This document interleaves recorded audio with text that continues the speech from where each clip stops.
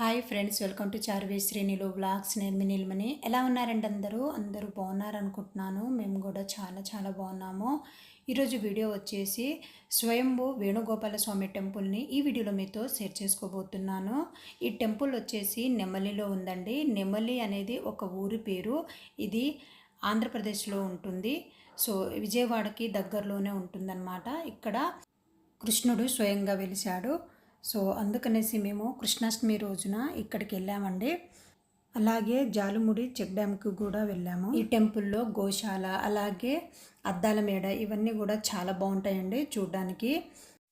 మనకు ఈ టెంపుల్ బయట ఇలా ఉంటుందండి. సో లోపల మాత్రం చాలా పెద్దగా చాలా బాగుంటుంది. ఇది వచ్చేసి గుడి గోపురం అండి. అలాగే టెంపుల్ లోపల అద్దాల మేడ కూడా చాలా బాగుంటుందండి. అక్కడ మనం వీడియో షూట్ చేసుకోవచ్చు. అలాగే ఈ టెంపుల్ లోపల గోశాల కూడా చాలా పెద్దగా చాలా బాగుంటుంది. సో అక్కడ కూడా మనం వీడియో షూట్ చేసుకోవచ్చు. సో మరి లేట్ చేయకుండా వీడియోలోకి వెళ్ళిపోదామా? అంతకంటే ముందు ఫ్రెండ్స్, ప్లీజ్ వీడియోని లైక్ చేయండి. మీరు వీడియోని లైక్ చేయడం వల్ల మరికొంతమందికి నా వీడియో రీచ్ అవుతుంది. అలాగే ఫ్రెండ్స్, ఇంకా మన ఛానల్ని సబ్స్క్రైబ్ చేసుకోకుండా వీడియోస్ చూస్తున్నట్లయితే ప్లీజ్ ఛానల్ని సబ్స్క్రైబ్ చేసుకొని పక్కనే ఉన్న బెల్ బటన్ని యాక్టివేట్ చేయండి. సపోర్ట్ మీ ఫ్రెండ్స్. ఇది వచ్చేసి గోశాల అండి. చాలా బాగుంటుంది. అలాగే చాలా పెద్దగా కూడా ఉంటుందన్నమాట. ఇక్కడ ఫోటో దిగొచ్చు మనం. చూడ్డానికి చాలా బాగుంటుంది.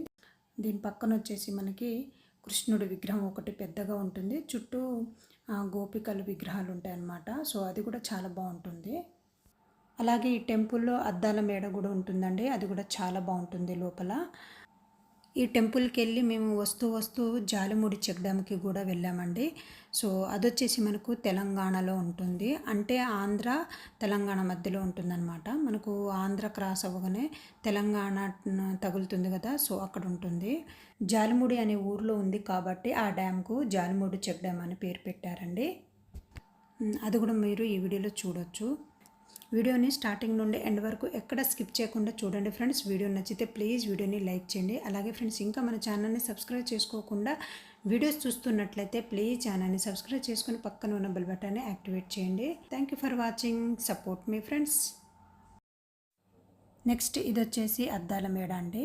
మనం ఈ అద్దాల మేడలోకి వెళ్ళాలంటే టికెట్ తీసుకొని వెళ్ళాలి. సో మొత్తం అద్దాలతో చాలా బాగుంటుంది.